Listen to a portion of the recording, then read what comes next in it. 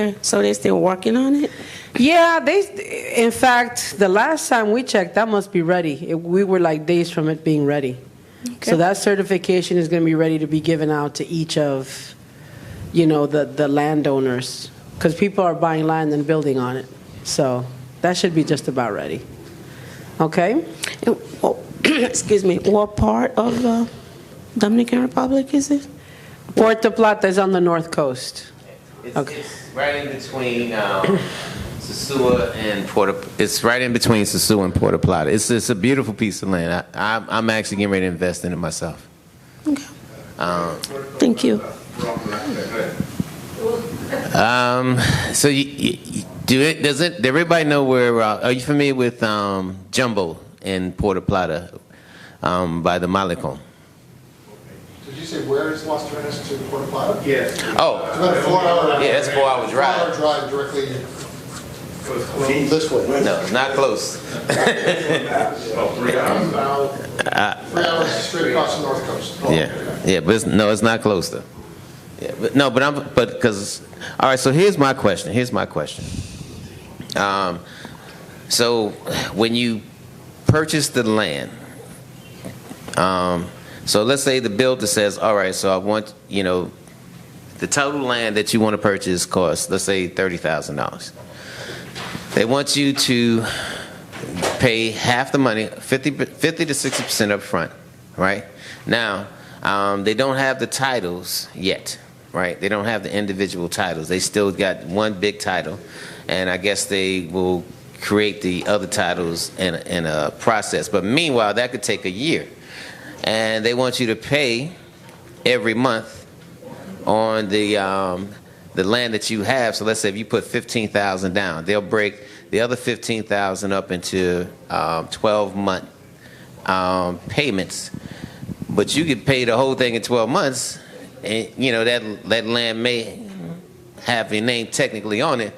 But how safe is that where you don't actually have the title? That's an excellent question. See, the juices are flowing now. True what you said. Once we sit here, it's going to start to happen. Okay. What you mentioned, very important question. All of this has to be spelled out in the contract. Okay? Because the contract, one of the first things that we learned when we were studying in law school about contracts in most countries becomes law between parties.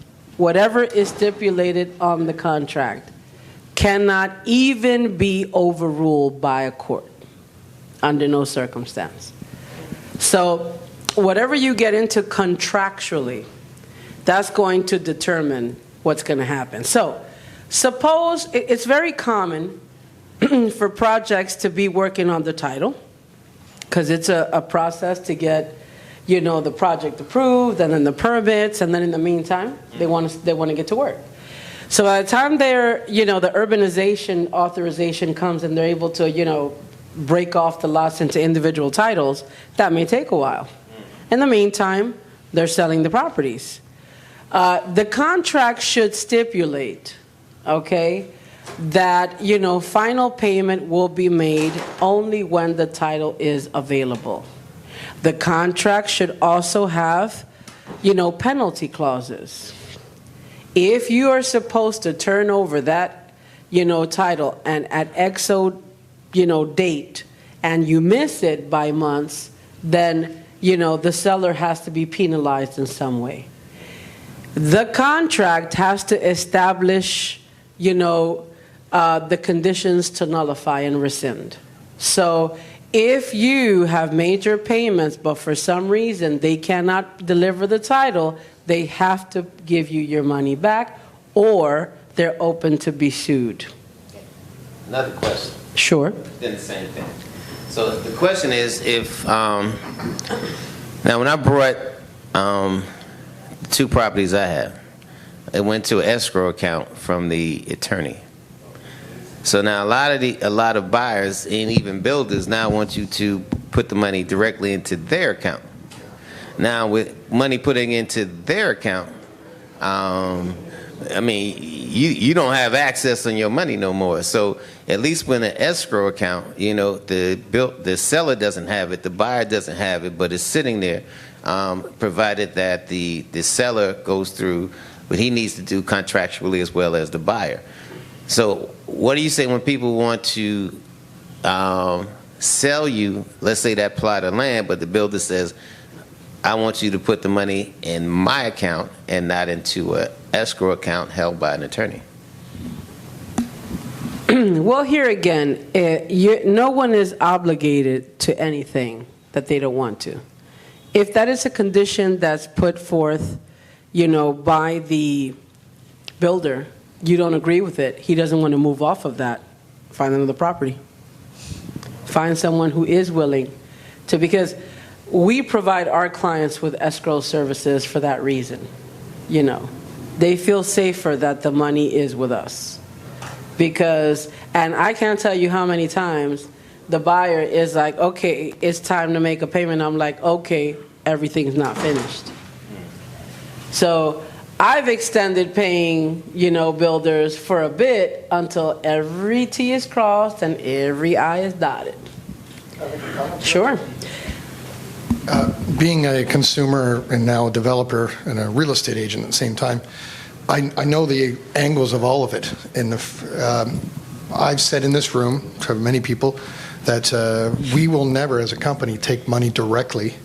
I want to make sure that it goes into an escrow account first, and at our stages of draws, when we're ready to take the next draw, and we're doing it by phase. So let's call it 12 units at once we're building, and we're getting into the next construction draw. We will have a progress draw by way of an appraisal, which will show and distribute proven facts that it's done, both on video or drone, and some independent party that can then report back to legal. So therefore, I can never be accused, or the company we have can never be accused of being offside. Whether that makes legal sense in here. Well, that's because you're responsible. You have nothing to hide. Yeah. But if you have a developer who does not understand that, you're more comfortable with an escrow situation, then you have to shop around. Listen, guys, and there's something that I want to expand on. So you see a unit, and you fall in love with it, and you love the project. Now, all of a sudden, the developer starts calling the shots. If you don't pay me by this date, then you lose the unit. We need this paperwork, or we need, they start calling the shots, and because the buyer becomes afraid to lose the unit, they start acquiescing to a whole bunch of nonsense that legally places them, at risk. So I'm never going to handle a case based on how desperate the seller is. Yeah. Or how crazy he's making the buyer get. I don't get into that. When it comes to law, there is no such thing as a rush. I don't rush. You have to wait. That unit isn't going anywhere. Sometimes it's not even, constructed yet, and you have all this going on. So you have to be careful. There's plenty of projects, construction. The DR is chock full of, these were only a few examples of constructions that are good buys. So don't allow yourself to get pressured. Dwayne? Yes, those are builder finance projects. Can you finance them another way? Since now you're saying, like Santa Cruz said, they can they finance up to 80-90% for mortgages now. Right? Mm-hmm. Can I say, take out a Santa Cruz loan, right, and tell the builder, hey, I can use the loan that I've had to buy this particular unit and do it that way, and finance it that way instead of doing this chunk financing? You can, but here's the issue with that. When the bank makes a loan, when they approve a loan, the collateral is the title to that property. And what happens a lot of times, and this is what we were discussing with pre-construction or, projects under construction, is that they don't have the titles yet. okay? So you can get a pre-approval, a projected approval, but until that title's available, you're not going to get approved a mortgage by the bank. Because that is especially in the case of people that don't have a credit history in the country, that title is collateral. That's the guarantee. So if you default on the payments, that property becomes the bank's. So that's what happens. And another thing I want to clarify now that we're on the subject. Mortgages here in the DR work differently. You can go to a bank in the States, you can get pre-approved for a loan, and you can use that loan for a mortgage. Here, a mortgage is approved according to the specs of the actual property. So you go and you apply for a loan for a unit in Harmony 24. But then you decide you don't want Harmony 24, you want something in Harmony 30. Can't apply it. Got to go through starting. You got to start the whole process again with a copy of the title of Harmony 30. So that's kind of how it works here. And now there is another question. This is a very interesting question. It's talking about inheritance, okay? What is the tax? I don't have my glasses and I'm blind. What is the tax process for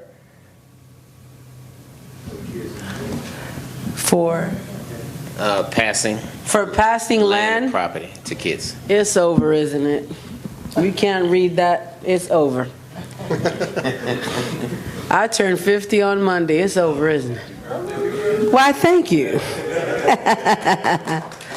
No better way to celebrate a birthday than having a successful conference. Thank you, guys. You're all very special to me because you got to share this with me, First time and during my 50th. I was just going to be with Ben and Jerry's and a bottle of rum in a dark room. I didn't want to hear it. We got to celebrate your video. Like, no, we don't. Do not call me. Anyway, okay, so the process of inheritance. And it also asks the question, can you inherit property and or land if the kids are not living in the DR? Absolutely. Absolutely. When a person who owns land or owns property passes away, their kids are the automatic heirs, okay? And the inheritance is distributed evenly among the surviving kids. So here's the process. And the good news is that there's no longer a 50% inheritance tax on those who have no legal status, because it used to be that if the person passes away, their kids, let's say, are American, Canadian, they don't have status in the country, the inheritance tax was 50%. Now it is the same as a Dominican citizen, 4%. Okay? So that change was very favorable. Now, the process of inheritance is as follows. You have, let's say, a piece of land. You have 3 kids. First thing that needs to be paid, inheritance tax. Then paperwork has to be submitted to land court, showing, that what your relationship is to the deceased. So like if it's a parent, birth certificate, death certificate, whatever other documents they may require. Okay? Now you also have to show proof that the tax was paid. At that point, you are authorized by the court to proceed to conduct the survey and deposit a file with the registry office so that the new titles can be made available. So I have a land that's, let's say, Let's say it's, I don't know, a few thousand square meters or a few hundred square meters. That has to be divided evenly, but there's just one title. So because each child has to inherit evenly, a new survey has to be done wherein that big piece of land is divided into 3 pieces equally, each with its own title in the name of the individual heir. suppose I have a living will. Maybe I don't want to give that land to all of my children, just 2 of them. So does my living will supersede the state? Your will, if it's in the States, will have to be what they call homologado. It would have to be registered in the court system here. And keep one thing in mind. Your last place of residence, that law takes precedence. So if you're living in the DR, but you have a will in the U.S., and you pass away in the DR, guess what? Your place of residence is that the law in the place of the last residence takes precedence. So what you want to do is you want to make that will and register it in the court system here so they know what your last will and testament, they know your desires are reflected there. Okay? So if not, everybody gets peace. So, yeah, there's no law, because I know in some of these countries they don't allow you to cut out your kid from their hair. Okay, so here it was the same thing. You could not disown. That's kind of changed. I told you, the DR is coming around. But it's a process. It's a process. So it's something that you have to think about. All right? So, but then getting back to how you inherit, how the inheritance process is. So once the tax is paid, the inheritance tax, which is 4%, now the court system will issue an authorization so that the land could be surveyed and the registry, like all of the documents could be deposited with the registry office so that now that one title turns into 3 in the names of each individual heir.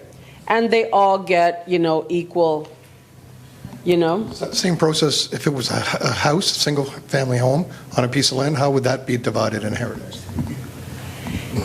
See, now that... Bedroom 1 goes to child number 1, bedroom 2... What they usually do in that case... is that they'll sell the property if it's not something they want to keep, and they'll divvy up the proceeds evenly. That's what they usually do. Okay? Because there is a process where you don't have to go through all that, but you can inherit it, but not necessarily divide it, and then you could just you divide the proceeds evenly. Wait, what about these? A lot of guys I know have like a common law situation, living with a girl for a long, let's say a year, and they die. What happens? They have kids in the States, let's say, or kids here. What happens there? Common law only allows for the partner, the surviving partner, to benefit if they have been in the situation for 5 years or more. So no, you cannot come within a year and want the same benefits. Now, that was the Supreme Court, because it was, in common law, if it was public knowledge that you were both single parties, that you were living, together, sharing a life, living together, there was no time frame. But then the Supreme Court ruled 5 years. You have to be in a common law relationship for 5 years in order to acquire the same rights that you would as if you were legally married for both sides. Okay? So every 4 3/4 years? I believe that's called structuring. Any other questions? I see you've been busy, Patrick. He's the quiet type. You see, Russell's more open about it. I'm drinking. I'm working on my other kid. He's quiet. I got a question. So, like how Patrick how his development company is set up. So he's basically acting as a fiduciary. Does the word fiduciary exist in Spanish language? Absolutely, fiduciaria. Fiduciary. Okay. Fiduciaria. And I'll be honest with you, there are projects that come under the fiduciary arrangement. Mm-hmm. Absolutely. And it's usually with banks. So sometimes you'll see a project, and the project is backed by Banco de Reservas, Banco Popular. That's the fiduciary. Those that they're the providers. So, it's just my only problem with, and I like it because it guarantees that the money to complete the project will always be there. Exactly. The problem is that in their due diligence, when they're trying to kind of sift through applicants, they tend to get a little creative. I had a situation where they had a client pay a reserve, and then, they made a few payments, they put them on a payment structure before I got a promissory note. So I called them up and like, I don't pay money without an arrangement, sweetie. That's not going to happen. Even a reserve. If you pay a reserve and you change your mind, what are the conditions behind that reserve? And let's say it's $5,000, but you change your mind, circumstances change, you no longer want that property. Do you get it back? Of course. How much are you getting back? I had this one guy, there was no reservation agreement. They wanted to keep half. I'm like, well, in the magical land of Narnia, you might. Now you're only getting 20. So you owe my client money. So no money is paid without it being tied to a written condition. Terms and condition, people. Even if it's a reserve, it's still money. So you can't do. So fiduciaries, my only issue with them is that when it comes to legal paperwork, they're kind of lazy. And they give you all this, they want to, they're so concerned about doing their due diligence on the person themselves that they forget legally you're still bound to provide a written agreement because there's money involved. But it's usually a good idea for projects to be tied to fiduciaries. It's difficult too because I always apply my Canadian 22 years of selling real estate, owning a mortgage company, owning a development company. But I was selling at that point. Here, I do not sell. I'm the managing broker, so the sales process is by the team. So I can remain separate in a sense from the transaction, which if you traded in the U.S. as well, did you have a, yeah. Mm-hmm. So it is very, very complicated in Canada for that reason. And so if I look at it in the organization that we have now, we can be the mortgage provider or mortgage brokerage, private lender, one or the other, the buyer and seller representation, the developer. So you have to have these separate angles, and if you don't keep separate pillars that you're disconnected from, you may own the company, but somebody else makes the licensing decision on it. So that's how we've set it up internally. Like our mortgage company's based in Canada with a licensed mortgage broker that's my business partner. I run the financial side, but he runs all the approvals, so I never see any information about anybody's application because I don't want any responsibility to do with that. So I use the same sort of philosophy with legal, that the contract comes in, I have the draw requests, like I explained earlier, so therefore everyone is clear because I don't want egg on my face. I don't want, if the buyer, if you will, fails to show up, because that's another thing that can happen. You can get halfway through a build and a divorce kicks in, or a death or an illness or life change or just a disappearance. We've had that in the past. And then what do you do? So there has to be clauses for both. If the developer fails to deliver or the buyer fails to show up for whatever reason. And I can't stress that enough. It's the contract. Contract is important. I don't think I've ever seen one contract that I haven't, redone some clauses. I don't think there's been one in my entire career where I could say you can sign it as is. And one of the things I want to say, present company excluded. In the capital, the developers are slick, okay? They're always going to, provide contracts that protect the interest of the one party. And it's not you. Yeah, isn't that something? I know that how it works. And so you're like, you're missing a few clauses here. Why is it all one side? So you find that we have to redo the clauses, add in some clauses, strike this out, that's when it gets a little sticky. And never be afraid to bring that up as a buyer. You're the one who's investing. You're spending your hard-earned money. I've always said to myself as a buyer, if I don't understand, because I don't understand Spanish, written or otherwise, so I have to rely on representation. So I ask 7,000 questions for where, if I spoke the language, I could understand it. So you have to sort of, this is the item, and talk around the item from all the different angles of protection, who, what, where, when, and why, on everything, so to make sure that you understand how you can be screwed or will be, etc.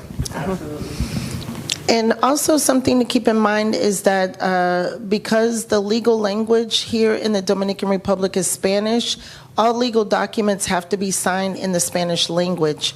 So what we offer for our clients is we always recommend that they get their own attorneys, like always, always, always. There are some builders that will say, no, we have the contract, we already have that, you don't have to pay anything.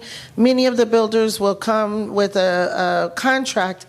And as far as what we do at Keller Williams, we always recommend that our buyers get their own lawyer.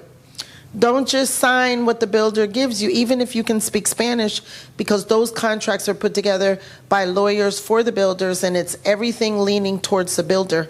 So we always recommend, like, for example, like what you said, because our lawyers always come in and they want to change something or fix something or create some penalties if the builder is late. So, and also, in general, we have the contracts that are split in two. So one side is English and one side is Spanish. You don't always see that, but in general, that's how we have the contracts, where you can actually read in English to understand what you're assigning, although what, your signature will have to be also on the Spanish side of the contract. So, if you're going to spend $100,000, $150,000, $200,000, spend that little bit of extra money to protect your investment by getting a lawyer, like Maria here, to represent you, to review and everything. Don't just sign a contract from a builder just because they have it, and don't try to save a couple of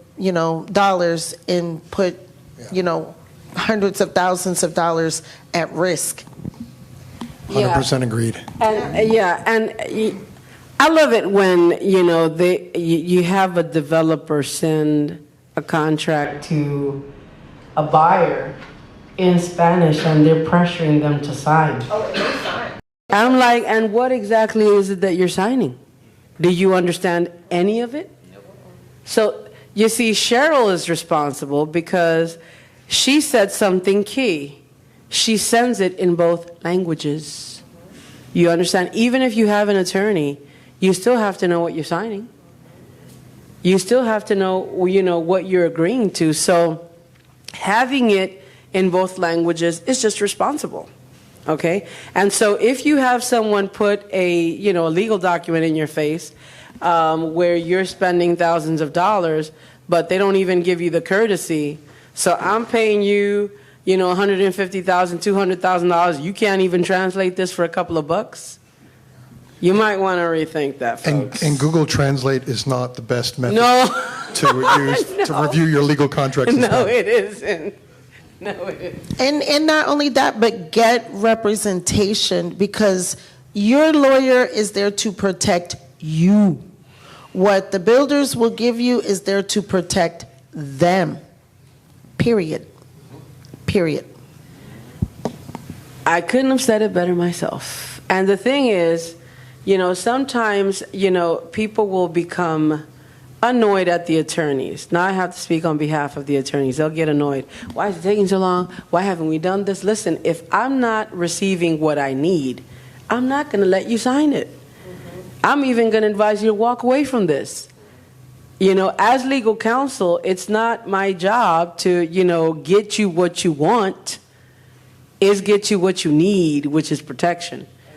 So, sometimes they'll just get an attitude with the attorney, like, you're taking too long. You'll have developers actually say that. If you got an attorney involved, here we go. And it really doesn't matter. It can be a legal representation giving you pressure, a builder, a real estate company. Yes. Anybody that is coming from the area of scarcity to put the pressure on, that person or that company is not delivering an independent responsibility for you to look at. They're focused on what I call commission breath, or their fees, not focused on what's best interest for the client. Yeah, that's realtor fever. Realtors just care about their commission. After that, they don't know who you are. They can't remember your name, honey. And again, because there's no licensing and no ethics per se, that is amplified as a result. There's no one really to complain to. So don't ever take pressure from anybody in the form of sales in this country. There's something that I wanted to also add. During the course of the conference, and one of the talks today, we were talking. In fact, Russell brought it up. Sometimes you want to buy a property. This is legal, by the way. That's not at the moment in conditions to be transferred. That doesn't mean you can't buy it. That just means the contract has to be elaborated in such a way where the conditions of what is expected are outlined. And you could even put a time frame on it. And I will give you an example. There was a beachfront property that some clients of mine found, fell in love with it, and I was like, okay, let's do the due diligence, like we learned today. So I went ahead, I checked the title. The title belonged to a person who died, and she had 6 heirs who had not paid the inheritance tax. You follow where we're going with this? And then it seems like there was litigation on record when we got the certificate of legal registry. So Infighting from the heirs as well? Yeah. So I went to the clients and I said, okay, these folks got a few things to do with this. It's not in conditions to be, sold at this point, or we can't transfer it. We want it. I was like, okay, so look at what we could do. We could elaborate a contract wherein we outline what needs to be done and we provide a time frame. Okay? In the meantime,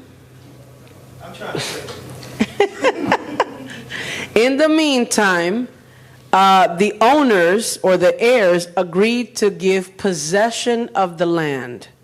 What is the difference between ownership and possession? We need to discuss this. Position,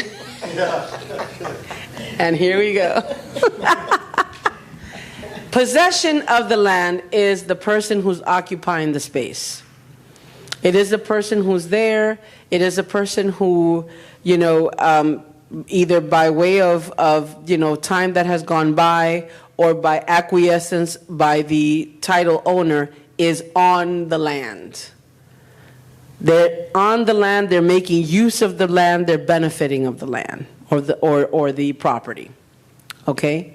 So these folks wanted to invest, and so in the contract it was established that they would take possession of the property so as to go ahead and start work on the property while the title owners were working on all that they had to do.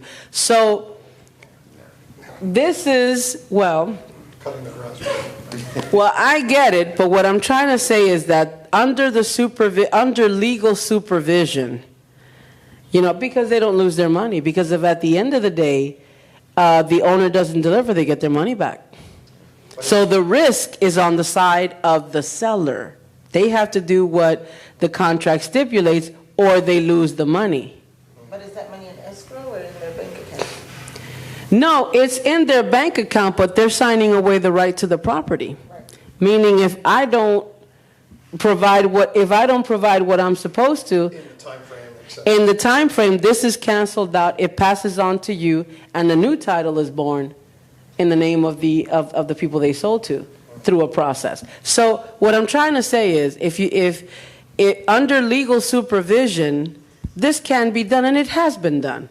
Now, I don't particularly recommend it, But there are people who want to go ahead with it for whatever reason, sentimental value, they want this. They just get to a point where they don't want to get out of it. So now you have to do a very detailed contract wherein these specifications are outlined, okay? So, you know, anything is possible if you want it, you just have to go through the legal channels.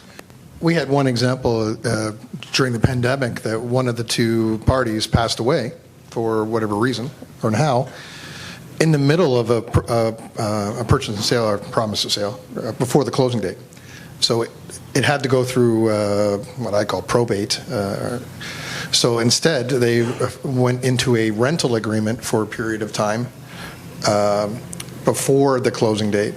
It could be for $1 a month or something, if they were paying any money, that they would get so much back at the end. But it was, again, a contract with timeframes and stipulations. Because one party had to go back to France, and the other buyers didn't want to leave. You know, so they like that property. And what I would say is don't complicate your life. If you're buying in a foreign country and you don't speak the language, you know, don't complicate your life by trying to buy something that could be tricky or complicated or with no title or with somebody who died, because believe me, there are plenty of good opportunities where it can be very smooth. You know, once you have experience or once you've moved here, once you live here and you kind of have like a tougher skin to be able to withstand craziness, things that may seem like they don't make any sense, because many things don't make any sense. Like, why is this happening? Or why is there no title? And I get these questions, and I like to tell my buyers, listen, don't come and try to buy some farmland in the middle of nowhere and think you're going to build a house and build a well and have chickens and goats as your first purchase. No, I mean, some people have that as their dream. It's like, not yet. You know, don't go there first, because you're going to have a lot of complications. You're going to have to try to build. You're going to have to find builders. You're going to have to dig a well. It's just complicated. And at the end of the day, you could have a bad experience. And then you're talking about how, you know, in the Dominican Republic, nothing works. And I take those kind of comments very seriously, because I take the responsibility to give my clients a good experience. So I'm always going to recommend that for your first investment, go with something that is simple, that is smooth, where it's a reputable builder, where you can get your contract, where you understand.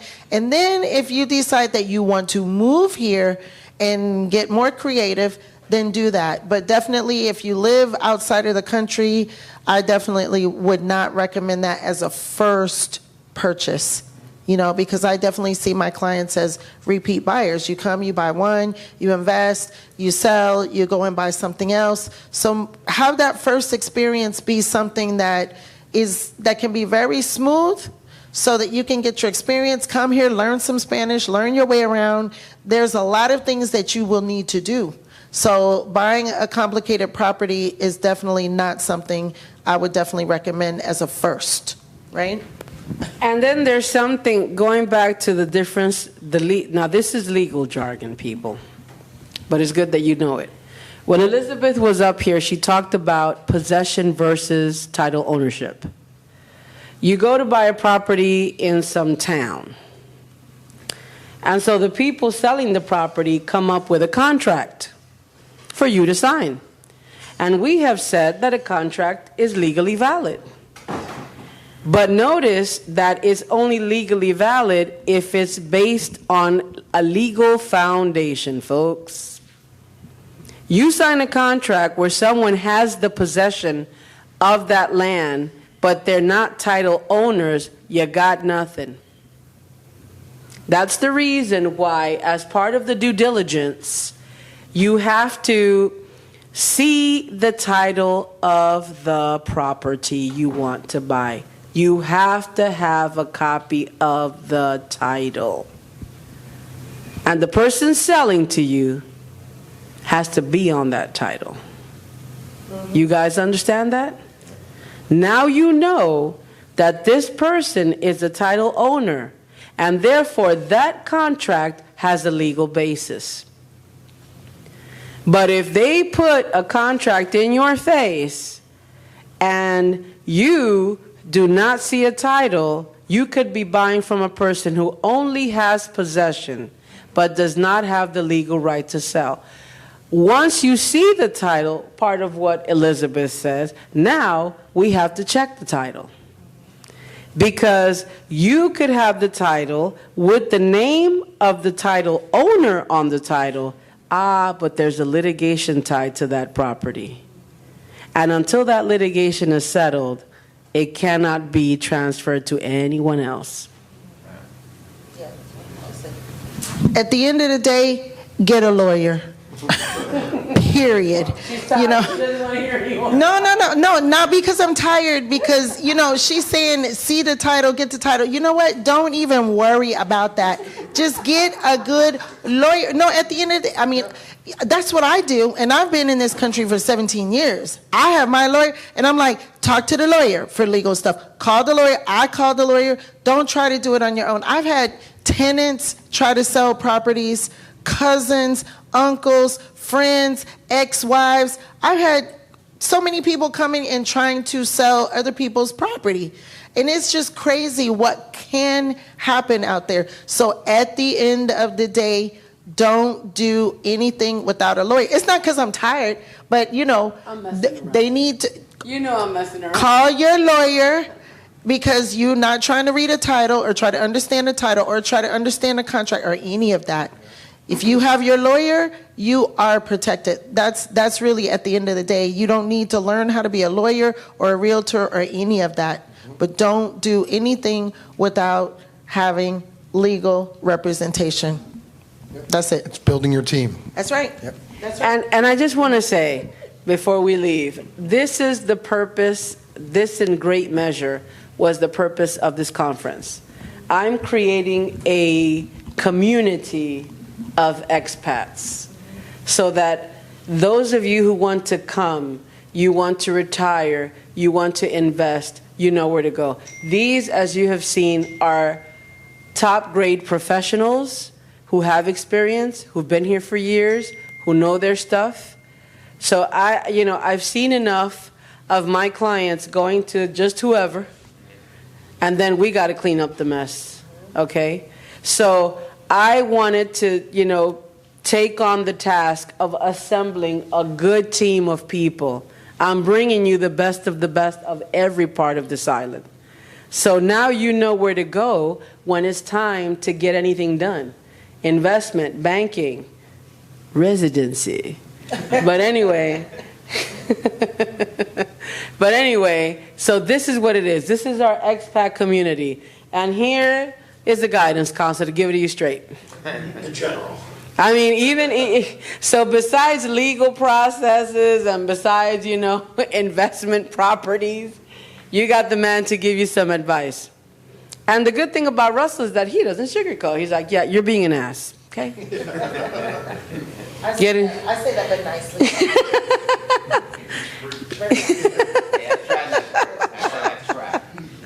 But listen, guys, we've come to the end of our conference. I want to thank all of you for coming.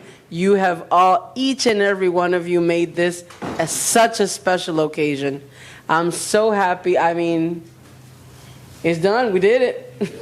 And listen, I want to thank the presenters. We had top-of-the-line presenters. Boy, we had superstars over here. So thank all of you guys. You guys were amazing. You made this what it was. And, you guys are in great hands, I'm telling you. Whoever you choose to buy, you're in great hands, okay? So be very blessed. And we're going to see you next time because we're already being asked about another conference. I was like, guys, let me survive this. You did a great job. Thank you. Well, thank you. I want you guys to have a blessed rest of the weekend. For those of you going to Punta Cana, I'm jealous because I'm going to go on Monday, but still have fun. It's great. Yeah. So. You know who George Burns is? George Burns, the comedian? Yes. Say goodnight, Gracie. Good night, Gracie.